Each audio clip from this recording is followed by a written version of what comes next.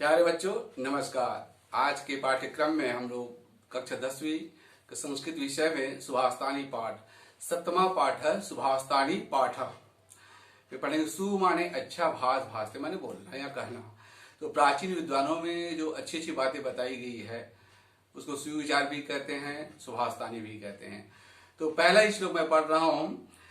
सर्वा विद्या पुरा प्रोक्ता संस्कृते ही महर्षिभिः तद्विद्या निधि सेव्यम संस्कृतम कामधेनुवत्। अर्थात सर्व माने सभी, विद्या माने विद्या, सभी विद्या, पूरा माने प्राचीन, पूर्वोक्त माने कही गई, संस्कृते माने संस्कृत में, ही माने ही, और महर्षि यानी प्राचीन समय में महर्षियों के द्वारा बहुत पहले जो विद्या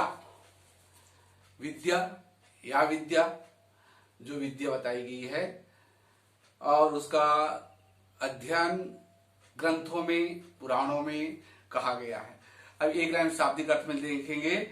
महर्षियों ने पूर्व काल से ही संस्कृत भाषा में समस्त विद्याओं की रचना कर दी गई है। क्या कर दी गई है? पुनः सुनेंगे। महर्षियों ने पहले से ही या बहुत पहले से ही संस्कृत भाषा में समस्त विद्याओं का रचना कर दी है। किंतु तद्विद निधि अष्ट सिद्धि नव निधि के दाता अस्वर दिन जान की माता। निधि माने होता है खजाना। उस खजाने को पाने के लिए, सेव्यम सेवा करने के लिए या पाने के लिए, संस्कृतम संस्कृत में, कामधेनुवत् कामधेनु के समान है। जितने भी है पहले विद्वान लोग संस्कृत भाषा क्या बेटा? हमारी देव भाषा है। तो देव भाषा में समस्त ग्रंथों को अर्थात संस्कृत भाषा में लिखी गई है। उसी को कहा गया है महर्षियों ने प्राचीन काल से ही संस्कृत भाषा में समस्त विद्याओं की रचना कर ली गई है।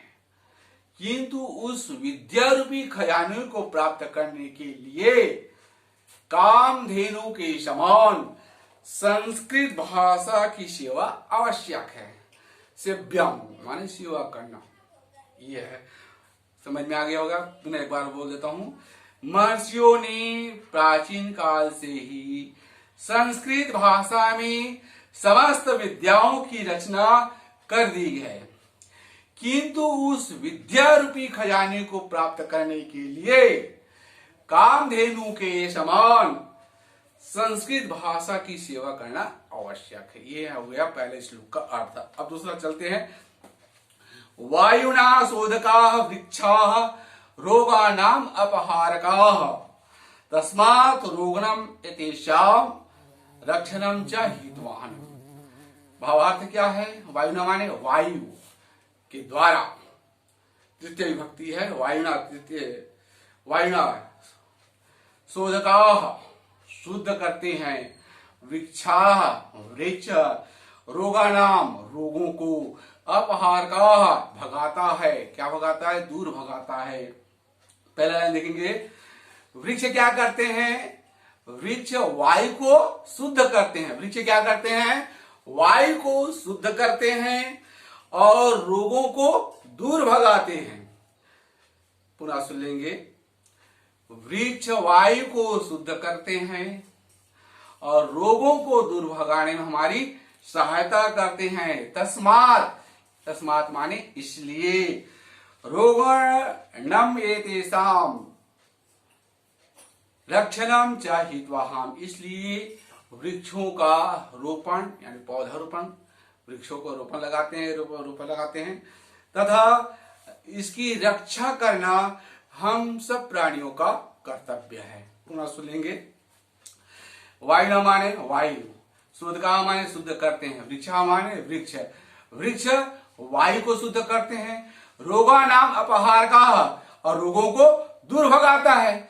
इसलिए हमको क्या करना चाहिए? रोपणम एतेषां, इसका रोपण करना चाहिए, पौधा लगाना चाहिए और लगा ही देने से कोई मतलब नहीं होगा, उसका रक्षा करना है तो पौधों में कांटों से घेर देना चाहिए ताकि भेड़ बकरियों से वो बच जाए, पशु न खाए। इसलिए उसकी रक्षा करना प्राणी मात्र के लिए हितकारी है, लाभप्रद है। पुनः एक बार सुन लेंगे एक बार। वृक्ष वायु को शुद्ध करते हैं और रोगों को दूर भगाने में सहायता करते हैं, इसलिए वृक्षों का रोपण और रक्षा करना प्राणी मात्र का कर्तव्य है। समझ में आ गया होगा। अब अगला तीसरा चलते हैं। वृक्ष के बारे में बताया गया है, त्वक् शाखा पत्र मूलस्य पुष्प फल रसादि भी। अर्थात त्वच मतलब त्वक माने त्वचा, जिसको हम छाल कहते हैं, वृक्षों की छाल कहते हैं। और शाखा डाली हो गया, पत्र पत्ता हो गया, मूल जड़ हो गया, और पुष्पम पुष्प, फल और उसका रस, जैसे जूस बनाते हैं ना, जूस उसी प्रकार से है। तो ये देखेंगे वृक्षों की सभी है, क्या क्या है, त्वचा, शाखा, पत्ता, जड़, फूल, फल और रस।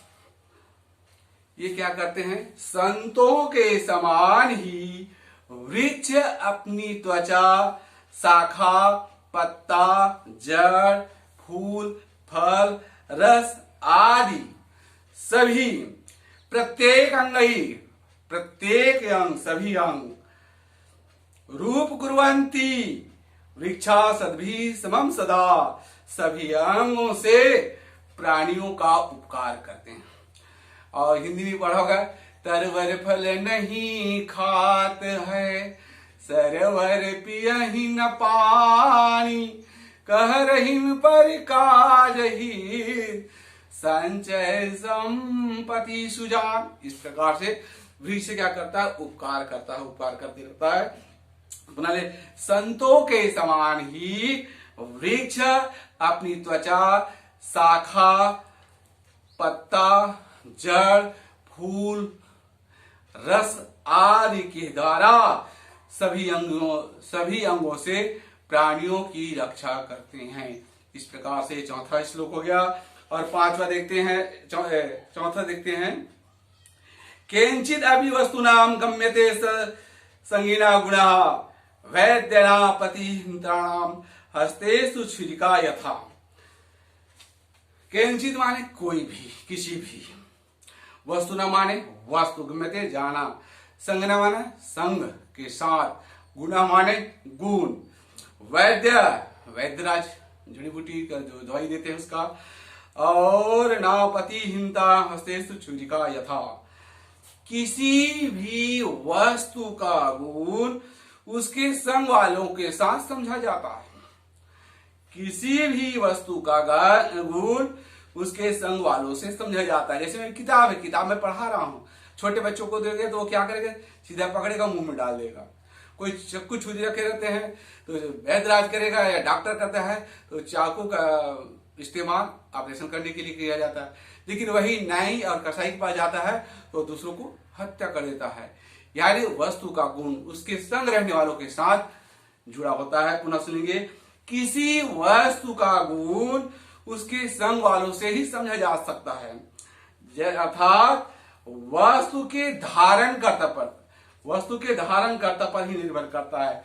जैसे छुरी का गुण है, गुण का उपयोग देखेंगे तो वैद्य या डॉक्टर इलाज करने के लिए करता है, लेकिन नाई और एक हत्यारा है, किसी का वध करने के लिए किया जाता है। इस प्रकार से इसका गुण को समझना है। और पांचवा श्लोक चलते हैं बेटा। यद अक्षक्यम ग्रसितुम सस्तम ग्रस्तम परिणमेव यद हितम च परमाणे यद दादत्य भूति इच्छता। यद माने जो, यज्ञम इच्छा, जो वस्तु खाई जा सके और खा तो लिए हैं और उसे पचाने में भी हमको पचा भी सके, तभी वह उपयोग सही होगा। पुनः सुन लेंगे, जो वस्तु खाई जा सके और खाने पर भली भांति पच सके, भली भांति पच सके या पच जाने पर ही हितकारी होता है, और अपचक होने पर स्वास्थ्य के लिए हानिकारक होता है। पुनः सुनेंगे, यच्छक्यम ग्रसितुम, जो वस्तु खाई जा सके। ग्रसितुम जैसे राहु ग्रसते हैं ना, सूर्य ग्रहण के दौरान ग्रसना है, और खाने पर भली भांति से पच सके, और पच जाने पर वह क्या होता है, हितकारक होता है। और ऐश्वर्य की इच्छा करने वाले, हितम च परिणाम यद दाद्यम भूतिम इच्छा, भूतम माने होता है प्राणी। ऐश्वर्य की रक्षा करने वाले व्यक्ति ही को वही वस्तु खाना चाहिए। इस प्रकार से आज के पाठ्यक्रम को यहीं पर विराम दिया जाता है। जय हिंद।